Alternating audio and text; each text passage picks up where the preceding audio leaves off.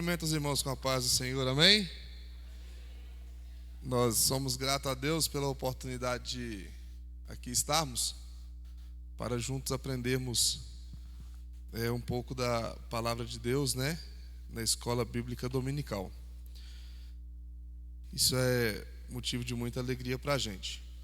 A introdução dessa lição, nós estaremos aprendendo hoje sobre Obadias, um pouco sobre ele, e a introdução fala assim: o livro de Obadias tem peculiaridades de proferir suas palavras contra os edonitas, por causa do mal que causaram a Judá e Jerusalém.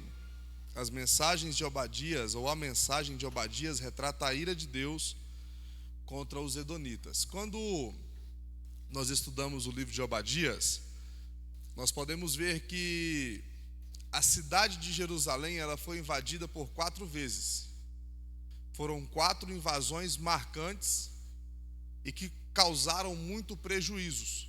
Em uma destas ocasiões, os edonitas eles tiveram participação direta na invasão. Eles colaboraram, eles participaram. E quando eles saíram vitoriosos, eles se alegraram com a derrota de Jerusalém. E isso fez com que suscitasse uma ira no coração de Deus. Isso fez com que Deus se levantasse contra a nação de Edom. E ele se levanta através do profeta Obadias.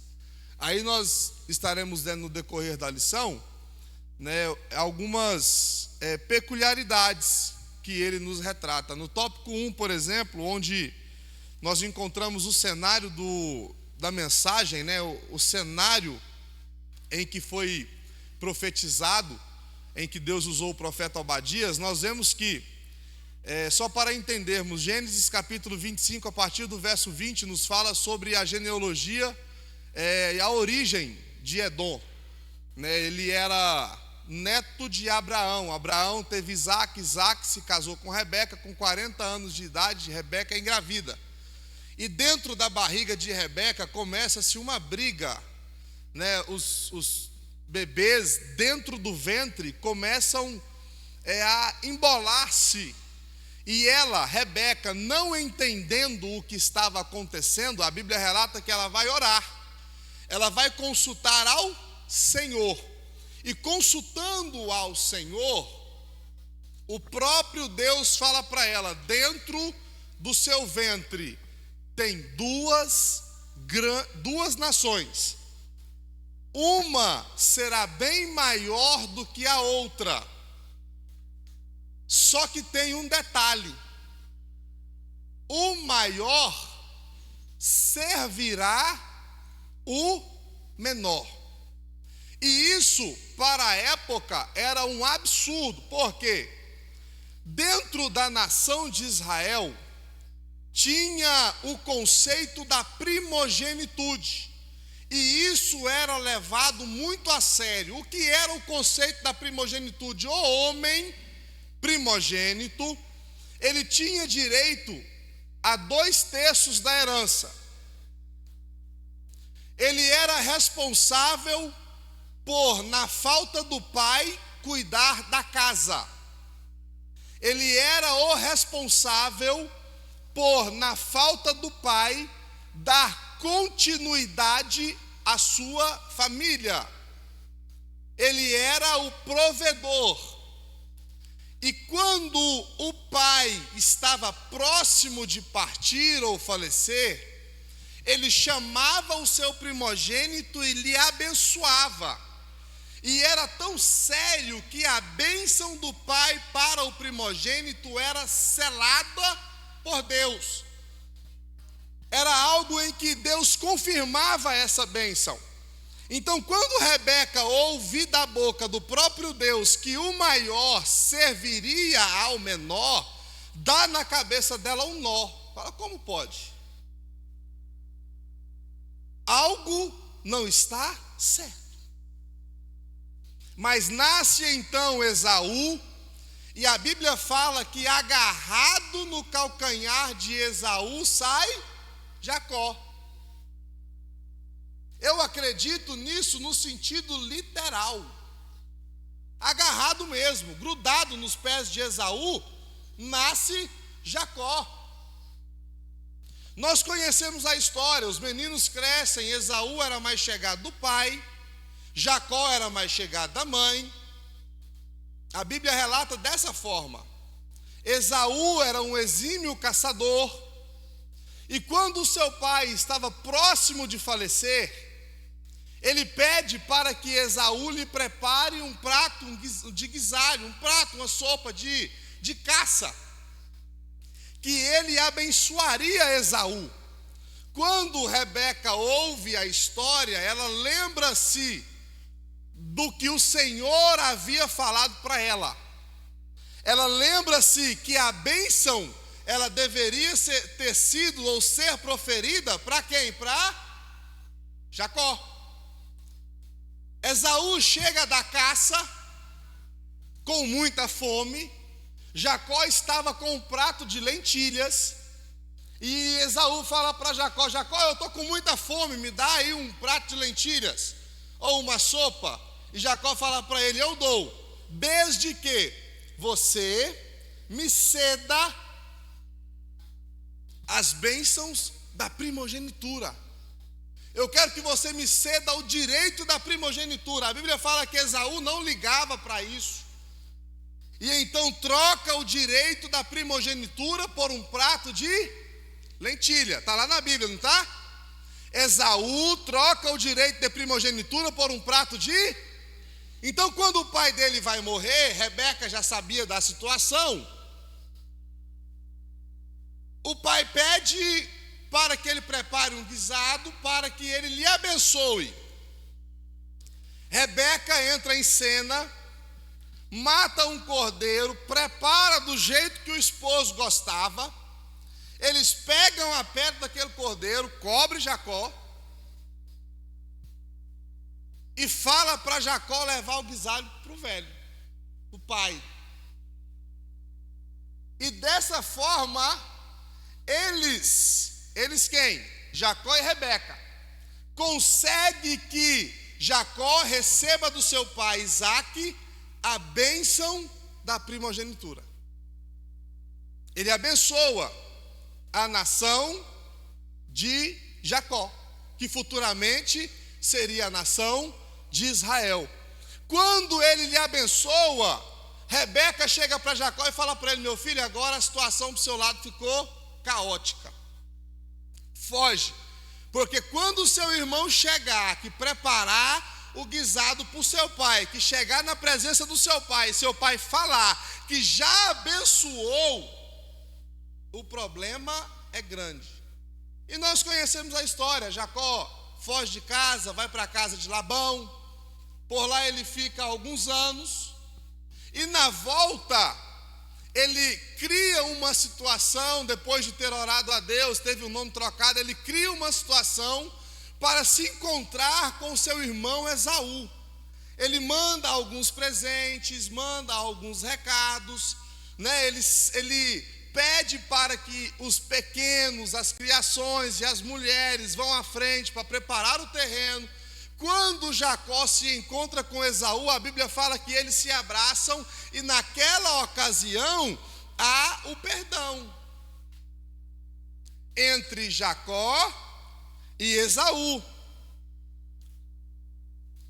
Jacó então parte, a vida segue e inicia-se a nação de Israel. Esaú fica marcado porque trocou o direito da primogenitura por um prato de lentilha. E o seu nome então é trocado para Edom, ou ele fica conhecido como Edom, o vermelho, ou o prato de lentilhas, e ele troca o nome para Edom, ele passa a se tornar Edom. E apesar de haver uma reconciliação entre Esaú e Jacó, aí chega onde nós queremos chegar, a Bíblia fala que os descendentes de Esaú hostilizavam os descendentes de Israel, de Jacó. Eles não batiam, por quê? Porque apesar de as origens serem irmãs ou irmãos, os patriarcas das nações serem irmãos, teve um desentendimento, porém eles se perdoaram. Mas os descendentes dos edonitas, eles não aceitavam aquela situação. Por quê? Porque sabiam o que havia acontecido. Eles entendiam o quanto haviam perdido com aquela história. E a descendência não aceita a reconciliação dos irmãos Esaú e Jacó. Eles não querem isso. Tal comportamento suscitou a ira de Deus, porque eles não consideravam mais nações irmãs, eles não consideravam a irmandade dos patriarcas. Tanto é que em uma das 4 invasões a Jerusalém, os edonitas participaram diretamente. Foi quando nós encontramos aí agora o Senhor levantando o profeta Obadias dentro desse cenário. E qual foi a mensagem? A palavra do profeta a Edom foram: a soberba do teu coração Irmãos, quem falou para Rebeca que a maior serviria a menor, ou as nações, a descendência, a maior, indicando Esaú como primogênito, serviria a menor, não foi ninguém além do próprio Deus. Não foi coisa de Isaac, não foi coisa de Abraão, não foi coisa de homem, não foi coisa de tio, não foi questão de preferência de filhos, não foi.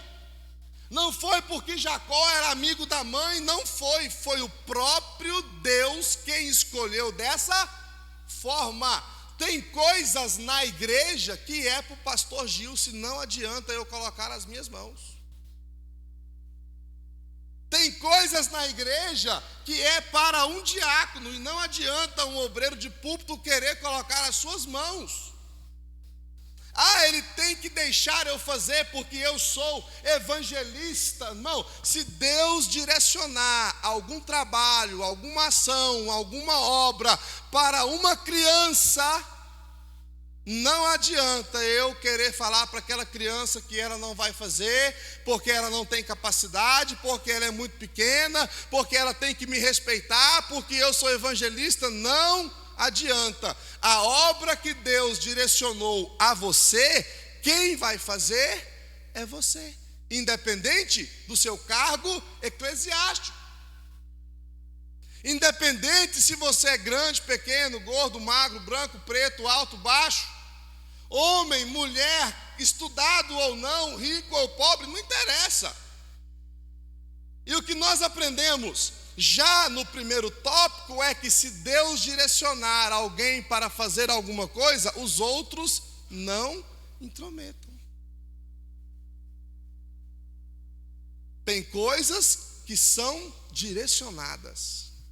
Mas ele não pode fazer isso, ele não tem o 2º grau, ou ele é só um diácono. Irmão, quem direcionou foi Deus. A nação de Israel se tornou maior porque era um propósito de quem? De Deus. Aos olhos humanos, Esaú era o primogênito, o herdeiro, responsável, o poderoso da casa. Mas Deus escolheu Jacó. Assim como ele te escolheu, assim como ele me escolheu, ele escolhe quem ele quer, da maneira dele. A Bíblia fala que ele escolhe as coisas pequenas e loucas para confundir as grandes e entendidas ou sábias. Quando nós começamos a olhar a mensagem do profeta, ou a vida dele, conhecendo um pouco sobre ele, tópico 1 e 1, nós não sabemos ao certo o período em que ele nasceu. A Bíblia não é muito clara acerca sobre isso. A Bíblia fala muito pouco do profeta Obadias e fala nada acerca da sua família. Nós não sabemos de onde era, nós não sabemos a descendência, nós não sabemos a origem, nós não sabemos muita coisa sobre ele. As mensagens, elas foram direcionadas para Israel, não foram nem para Israel nem para Judá, e sim para uma nação estrangeira. Teve 3 profetas na Bíblia que profetizou para nações que não eram a nação de Israel. Nós vamos estudar sobre eles aí. Foi Jonas, Naum e Obadias. Obadias foi chamado por Deus dentro de Israel para profetizar para uma nação que não era Israel. O livro de Obadias tem apenas 21 versículos. Não tem capítulos, né, como o pastor Neilton mesmo disse aqui. É um livro muito pequeno, um livro curto. Nós não sabemos muito sobre ele, não sabemos com precisão quando foi profetizado. Algumas linhas teológicas afirmam que ele profetizou no ano de 840, quando a nação de Israel Jerusalém foi invadida pela segunda vez. Alguns afirmam que ele profetizou no ano de 595, quando a cidade de Jerusalém foi invadida pela 4ª vez. Mas isso não é certo. O que nós sabemos e o que nós temos de conhecimento é que o mensageiro, ele pode não ter histórico, mas a sua mensagem, ela perpetua de geração em geração. Não importa muito o mensageiro, não importa muito de onde vem, qual faculdade, qual curso, não importa. O que importa é a mensagem que está sendo pregada, se ela vem da parte de Deus ou não. Obadias é um dos profetas menores, profetizou uma vez só, registrado na Bíblia. Ele entrega uma mensagem que não era para a nação de Israel, era para uma nação externa, mas a mensagem foi direcionada e ela foi cumprida. Ele só profetiza para Edom, registrado na Bíblia, e a mensagem ainda não foi das melhores. Ele olha lá e fala assim: olha, quando nós começamos a ler o livro de Obadias, já no verso 1, Obadias começa falando acerca da sua mensagem: venho contra ti, ó Edom. Mas o interessante é que a mensagem de Obadias, ela se cumpriu na íntegra, e Obadias menciona acerca do dia do Senhor, que se cumpriu para os edonitas e vai se cumprir para as demais nações. Quando nós olhamos a mensagem do profeta no tópico 1 e 2, nós conseguimos entender e perceber isso. Por quê? Porque Obadias inicia sua profecia dizendo que recebeu uma visão da parte do Senhor acerca de quem? Dos edonitas. O profeta anuncia que eles seriam castigados. Qual seria o motivo do castigo? Era o que nós entendemos lá no início. Edom, eles ajudaram uma nação a invadir Jerusalém, destruir Jerusalém, e ficaram alegres, se alegraram com isso. Por isso o Senhor mandou um castigo, assim como outros povos inimigos de Deus também foram castigados.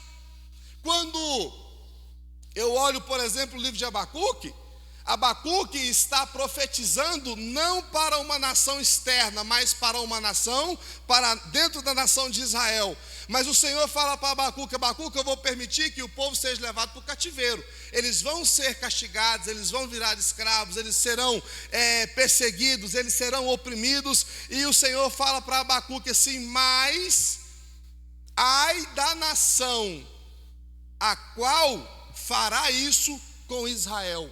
Então aqui nós vemos a justiça de Deus, ela imperando mais uma vez.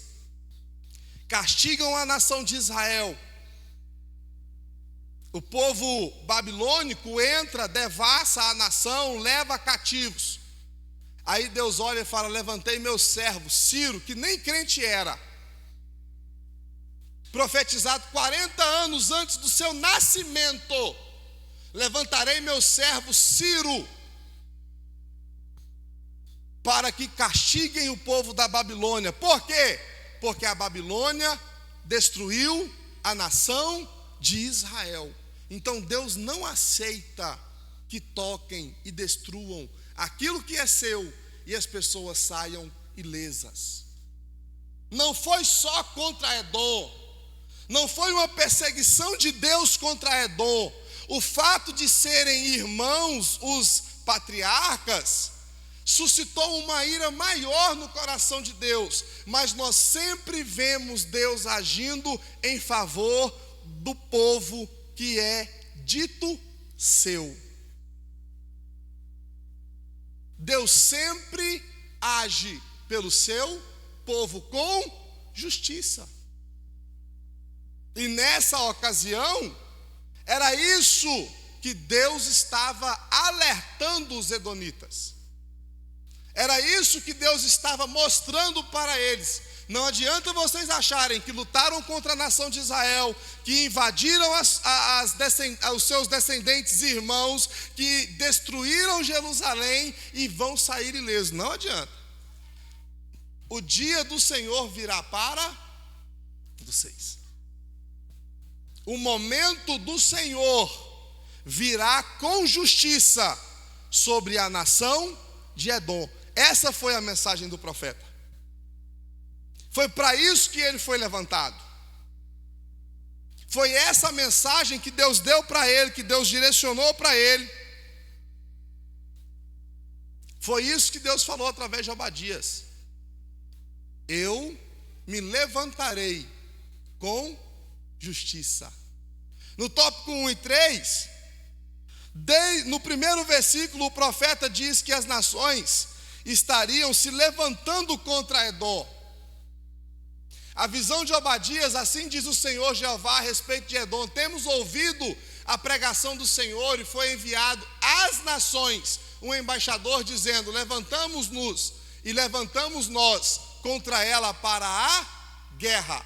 O que eu acho interessante nisso é que as nações que seriam levantadas contra a cidade de Edom, ou contra a nação de Edom, seria levantada pelo Senhor, mas elas nem saberiam por qual motivo estavam fazendo aquilo. No contexto histórico, nós vemos que eles foram destruídos através de muitas batalhas, não foi uma só. E sempre quando estudamos a história, como eu disse, foram por motivos diferentes. Às vezes de olho nas colinas, às vezes de olho nas fortalezas, às vezes de olho na terra fértil, às vezes de olho na produção. Certo é que diferentes nações foram levantadas para ir contra Edom. Mas quando nós olhamos para a Bíblia, nós entendemos que o motivo real das invasões era apenas o propósito de Deus. Deus, ele sempre comanda a história. Deus, eu já disse isso algumas vezes, eu gosto muito dessa frase: Deus nunca perde o controle. Deus nunca perde o controle. Quando nós menos imaginamos, ou quando nós olhamos as mais caóticas situações, pode passar um pensamento sobre nossa cabeça: onde está Deus nesse momento? Será que Deus não está vendo o que está acontecendo? É muito propício para aplicarmos no Brasil. Quando nós olhamos o último cenário político, Lula e Bolsonaro, Lula dentro de centro espírita, Lula dentro de centro de macumba, Lula sendo benzido, né? Lula sendo entregue como sacrifício na mão de orixás, de oguns. No dia da eleição aí, eu acredito que muitas pessoas devem ter visto esse vídeo. Cercaram cemitérios e cemitérios com oferendas diabólicas.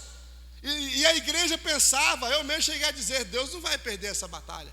Não tem como, Deus não vai permitir que um satanista consagrado assuma o poder do Brasil, uma nação tão boa, uma nação tão próspera, uma nação tão fértil. Deus não vai deixar que isso aconteça, e eu estava confiante nisso. E o que aconteceu? Lula entrou no poder. E alguns chegaram a dizer: Deus perdeu essa batalha. Mas quando nós olhamos para a Bíblia, nós vemos que Deus permite algumas situações, mas Ele nunca perde o controle. Deus permite que isso aconteça. Quando nós estudamos a história do livro de Reis e Crônicas, nós vemos que o reinado dividido, nações do sul, nações do norte, as tribos do norte 10 tribos, tribos do sul 2 tribos, 33 reis das tribos do norte se perderam. No mesmo período, os 33 reis da tribo do sul, alguns fizeram o que era bom aos olhos do Senhor, poucos, apenas 6. 7, nós não sabemos dizer ao certo como foi o seu reinado, e a grande maioria, a Bíblia relata que fez aquilo que era mal aos olhos do Senhor. E nós não estamos falando, pastor Erivaldo, de reis da Babilônia, de faraós do Egito, nós não estamos falando de reis de nações vizinhas ou circunvizinhas de Israel, não. Nós estamos falando de reis que reinaram sobre a nação de Israel. A maioria dos reis foram maus, mas Deus comanda a história. Ele nunca perde o controle. Invadiram Jerusalém, destruíram Jerusalém, saquearam Jerusalém, mas Jerusalém ainda está de pé, e a nação que se levantou contra Jerusalém está acabada. Aí eu pergunto para vocês: a nação de Israel entendia isso na época que foi saqueada, sim ou não? Eles sabiam do que aconteceria, sim ou não? Eles entendiam que Deus entraria com providência e que a sua nação seria perpétua, sim ou não? E Edom? Será que Edom imaginava que, tendo tantas fortalezas, que tendo tantas possibilidades, tendo tantas riquezas, seria destruída a ponto de ser extinguida? Sim ou não? Não. Hoje nós entendemos que Deus está no controle de tudo. Você pode dizer um amém por isso? Deus está no controle de tudo. Amém, irmãos? Tópico 2, o pecado de Edom. Os pecados cometidos por Edom, que levantaram a esse terrível juízo, foram: quais são? Diga lá para mim. O orgulho e Quando nós olhamos a história dos edonitas, eles se sitiaram num monte chamado Seir, numa fortaleza. Edom era um povo que vivia, se você colocar no Google lá, a imagem aí, ela mostra alguma coisa, mas não mostra tanto. Se você colocar no Google, você vai ver que toda a nação de Edom, ou todo o território de Edom, era formado por montanhas rochosas. Tudo que estava à sua volta era rochedo. Não tinha como penetrar Edom por trás e pelas laterais. Tinha um corredor, uma passagem com 3,5 metros de largura que dava acesso à cidade de Edom. Além de serem cercadas por montanhas rochosas, Edom literalmente habitava dentro de fendas. Era como está lá, ó. As casas eram dentro das rochas, eram fendas, como se fossem várias cavernas, uma do lado da outra, e o pessoal habitava dentro. Quando nós olhamos isso, nós vemos que os governantes de Edom tinham um pensamento que era orgulhoso: ninguém invade Edom. Não tem como, Edom ela é impenetrável. Além disso, Edom tinha uma terra, um vale que era muito fértil, rodeado por desertos secos e áridos. O Monte Seir tinha um vale em que tudo que se plantava dava. Eles produziam trigo, uva e figo. Então tudo que eles precisavam, eles tinham. Tudo que Edom precisava, eles produziam. O que não produziam, através daquilo que eles produziam, eles compravam. Então, o orgulho entrou na liderança dos edonitas e isso foi passado ao povo de Edom. Eles se achavam indestrutíveis e inabaláveis. Eles se achavam os autossuficientes. Nós somos produtores de trigo, nós não precisamos deles, são eles que precisam do nosso trigo, então eles que venham até nós. Nós somos produtores de uva, nós produzimos o vinho, nós temos vinho em abundância, nós não precisamos deles, então eles que venham até nós. E isso fizeram que a nação ela se enriquecesse, ela crescesse, mas a Bíblia relata que junto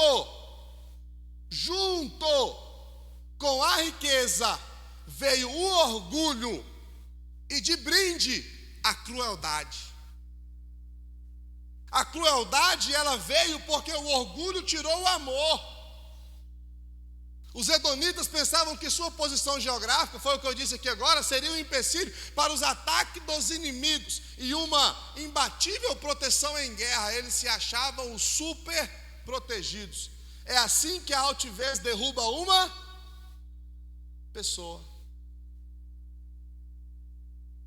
Nação e líderes que se julgam incapazes de serem atingidos. Como que uma nação como essa poderia ser invadida? Não tem como. Aos olhos humanos. Super protegida. Rodeada por montanhas rochosas. Natural, propositalmente escolhida por Esaú. A Bíblia fala que Esaú escolheu habitar no Monte Seir por isso. Irmão, tinha uma passagem, uma entrada, 3,5 metros, um portão colocava, acabava, ninguém entrava na nação. Aí quando eu olho para a Bíblia, eu vejo lá, uns confiam em carros, outros confiam em cavalos. Hoje nós poderíamos acrescentar alguma coisa, alguns confiam nas suas riquezas, outros confiam nas suas habilidades, outros confiam no seu conhecimento, outros confiam na sua capacidade. Aí ele diz, mas eu todavia confio no e alegro no Deus da minha. Aí eu vejo Paulo dizendo, maldito o homem que se estriba, se apoia no seu próprio. Irmãos, nós não temos nada. Se não for Deus que fizer, operar ou nos der alguma coisa, nós não temos nada. Se acharmos que temos alguma coisa, adquirimos o tal do orgulho. Quando somos orgulhosos, de brinde, ganhamos a crueldade. Aí vem a altivez, a autossuficiência,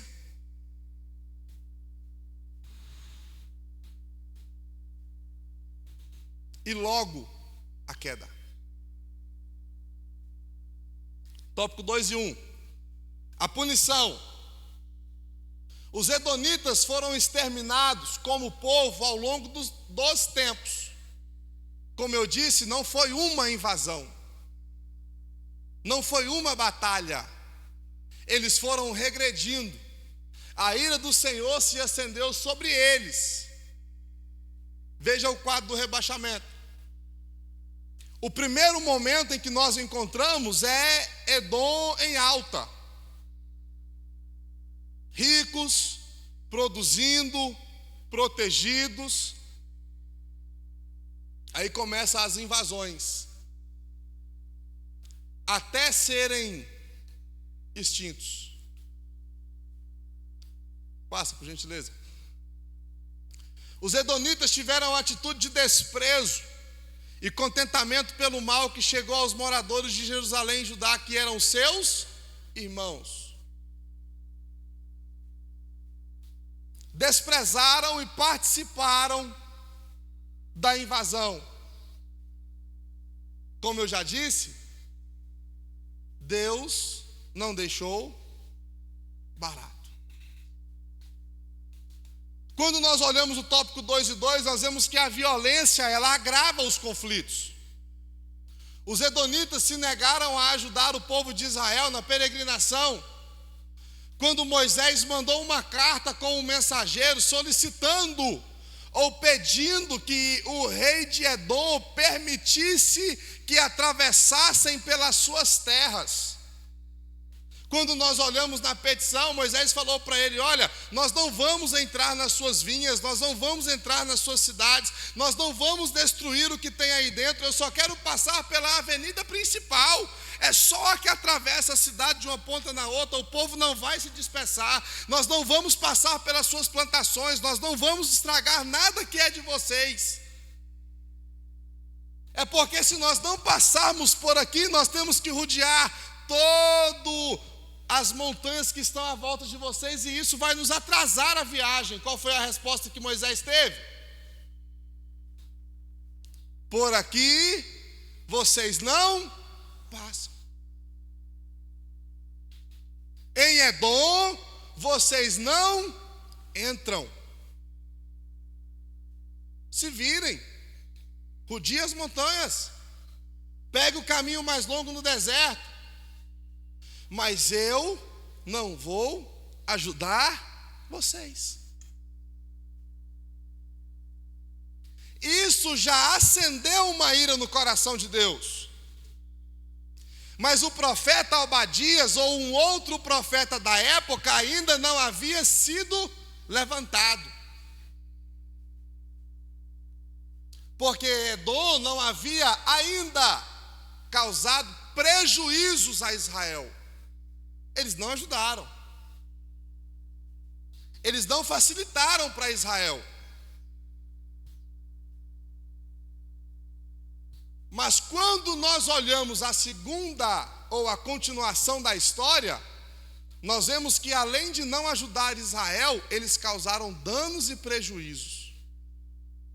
Eles foram violentos. E isso fez com que o conflito fosse agravado. Deus falou: não, agora não. Aí já é demais. Eles não ajudarem a nação de Israel no deserto me causou uma ira, mas agora se levantarem diretamente contra o povo de Israel é demais. Aí não. E foi aí então, talvez o estupim para que Deus levantasse Obadias contra a nação de Edom.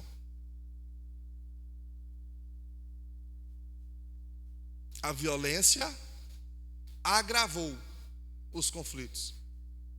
Eu estava lendo um comentarista falar sobre essa lição, e ele disse lá: olha, nós temos que ter muita sabedoria, pastor Gilson, porque dentro da igreja tem vários conflitos. Isso é nítido. Conflitos nem sempre significa brigas, discórdias. Às vezes pode ser uma divergência de opinião ou divergência de ideia. E que se nós não tivermos sabedoria, podemos agir com violência e isso pode agravar a situação. Então ele disse: conflitos dentro da igreja têm que ser tratados com sabedoria, com carinho e com amor. Achei interessante pastor Pedro falando aqui no culto esses dias: olha, eu tinha uma ideia diferente acerca da construção das salinhas. Naquela ocasião, o que tinha na mesa? Um conflito. Divergências de ideias, divergências de opiniões. Era um conflito. Faz, não faz, faz, não faz, faz agora, faz depois, faz agora, daqui uns dias. Isso é um conflito. Mas ele disse, mesmo não sendo favorável, para esse momento, nós optamos por fazer. Foi ou não foi? O pastor falou aqui esses dias. Era um conflito, sim ou não? Me ajuda, irmãos, era um conflito, sim ou não? Foi resolvido? Teve violência? Teve agravamento de situação? Gerou briga? Gerou polêmica? O pastor foi preso, foi para a cadeia, saiu nos tapas? O problema está resolvido. Porque na mesa tinha sabedoria. Irmão, não é agora, não é agora. Não, eu acho bom, não acho. Então, beleza. O que vocês acham? Não, eu acho que deve ser feito. Então, vamos fazer. Conflitos, irmãos, nós encontramos todos os dias. Todo dia. Pode ser na sua casa, no seu serviço, na sua escola, com seu esposo, com seus filhos. Conflitos. Desde que não haja violência, com sabedoria, eles serão sempre resolvidos. Tópico 2 e 3. Foi o que eu disse. Quando houve o conflito, Deus levanta Obadias, profetiza contra Edom.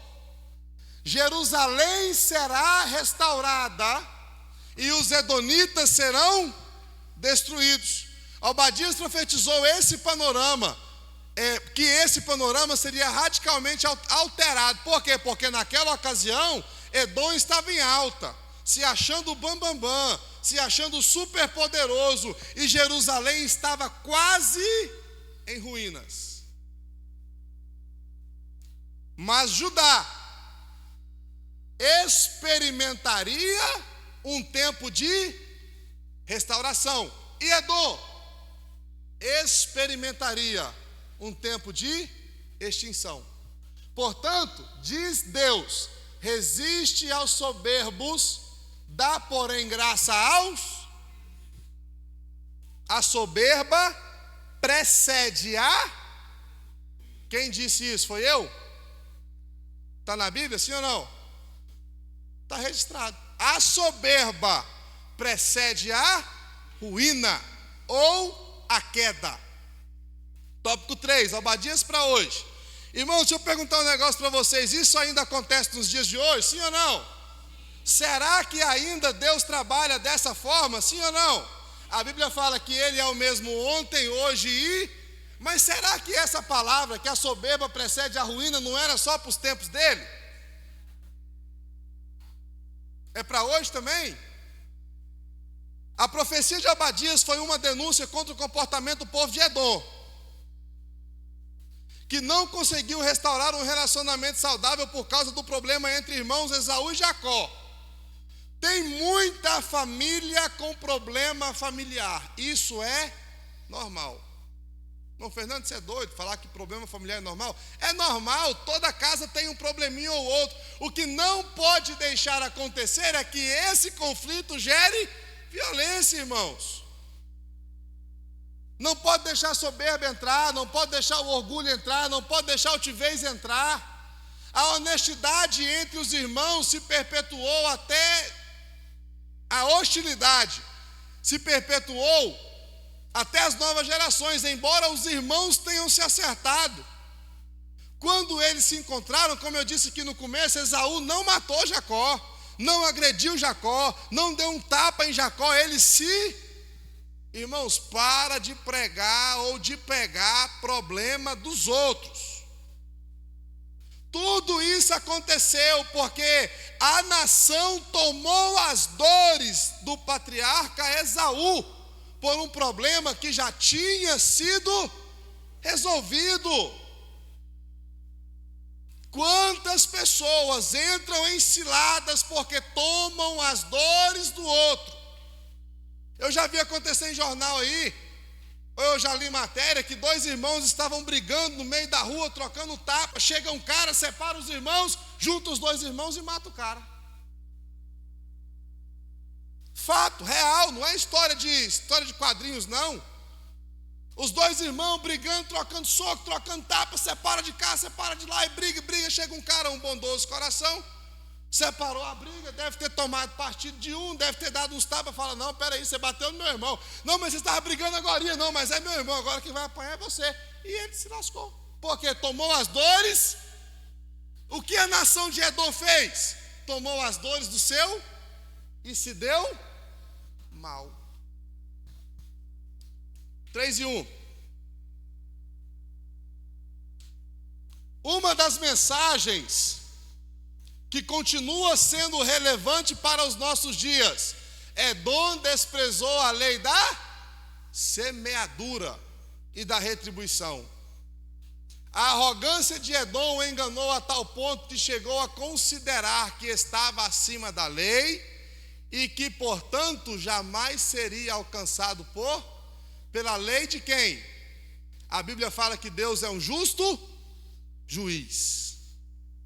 Deus é um justo. Irmãos, se tem uma lei que funciona e que não falha, não lenca, não tarda, é a lei da quem planta vento colhe. Irmão, se você plantar uma semente de melancia, você vai colher um caminhão de melancia. Se você plantar contenda, plantar ira, plantar discórdia, plantar dissensão, plantar separação, eu tenho dó de você. Ou se eu plantar isso, eu tenho dó de mim. É por isso que a Bíblia nos aconselha: seja bondoso, amoroso, longânimo, faça o bem. Jesus diz: seja um mensageiro de boas novas, porque quem leva boas novas recebe o quê? Boas novas. Você vai colher aquilo que você plantar. Tópico 3 e 2. O dia do Senhor para Edom, esse dia chegou. O Senhor cumpriu a profecia ao longo do tempo e ela aconteceu. A primeira parte, literal, na íntegra, integral. Deus falou que Edom seria destruído ao longo do tempo. Aí Obadias disse lá: chegará o dia do Senhor para as nações. Haverá o dia do Senhor para as... vai chegar. Sobre o dia do Senhor, Obadias, assim como os demais profetas, traz ensinamentos que Deus exige o quê? Não apenas em um futuro distante, que vai acontecer. Vai chegar o dia em que a Bíblia fala que o Senhor julgará todas as nações. Julgará todas as nações. Mas também no tempo em que os acontecimentos se desenrolam. Tem ocasiões em nossas vidas que Deus permite acontecer. E tem ocasiões que nós causamos. E isso nos traz consequências. É o que o comentarista diz lá. Volta só um pouquinho para mim, por gentileza. O dia do Senhor vem também no tempo em que os acontecimentos se desenrolam. Exemplo, um jovem da igreja se envolve com uma moça, ou uma moça da igreja se envolve com um rapaz que não é cristão. Já está errado porque é um julgo desigual. Começa a namorar e ela cai, tem relação sexual com o camarada e ela engravida. Aí ela vem aqui no pastor Pedro e confessa: pastor, eu pequei, eu caí, né? Eu namorei antes da hora, comi o lanchinho antes do recreio, né? E agora meu namorado me largou, foi embora. Aí o pastor Pedro vai conversar com ela, vai aconselhar ela. Deus perdoa, sim ou não? Deus perdoa, sim ou não? Deus tira o filho dela, sim ou não? É consequência, irmão. Ela vai ter que criar o filho. E geralmente, quando isso acontece, essas proezas, o rapaz não é boa pinta. Há alguns casos, né? Mas na grande maioria, o cara some e deixa a mãe solteira com a avó. Então isso é o dia do Senhor para os dias de hoje, para o tempo presente, para o tempo atual. Deus perdoa, mas Ele não tira as consequências. Porque o dia do Senhor está perto, sobre todas as, como tu fizestes, assim fará contigo. A tua maldade cairá sobre a tua, mas e se fosse a tua bondade? Cairia sobre a cabeça dele do mesmo jeito. Ele foi mau, por isso sobre a cabeça dele veio a... Irmão, seja bondoso, seja carinhoso, seja longânimo, seja amoroso com as pessoas. O amor e a misericórdia de Deus não permite que Ele compactue com o pecado e a desobediência dos homens. O dia do Senhor é um dia de julgamento e justiça. Deus, sempre justo, o tempo todo. A justiça dele nunca falha. Tópico 3:3. A justiça de Deus nunca falha. O alerta, a profecia de Obadias é uma clara mensagem contra, leiam comigo, a falta empatia entre os irmãos. É um alerta.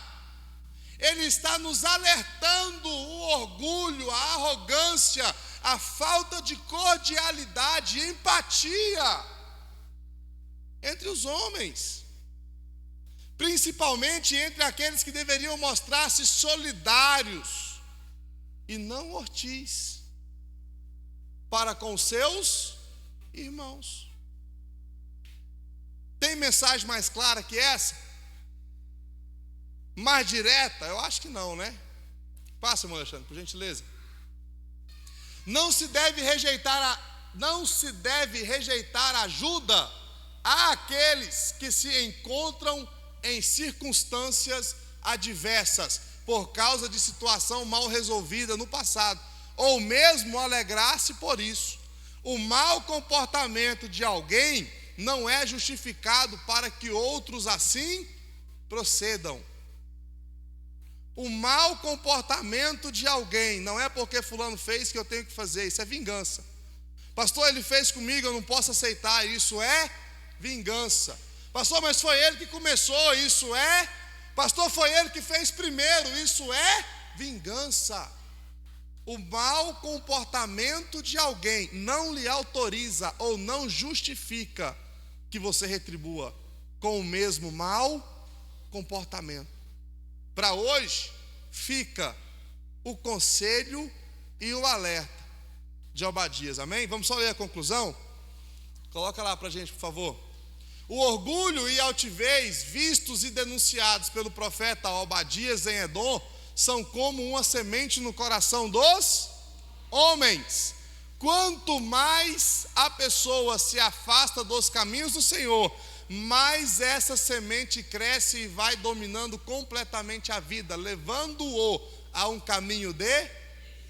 Irmãos, alguma dúvida? Se tiver, aproveita que o pastor Pedro está aí para tirar. Amém? Deus abençoe em nome de Jesus.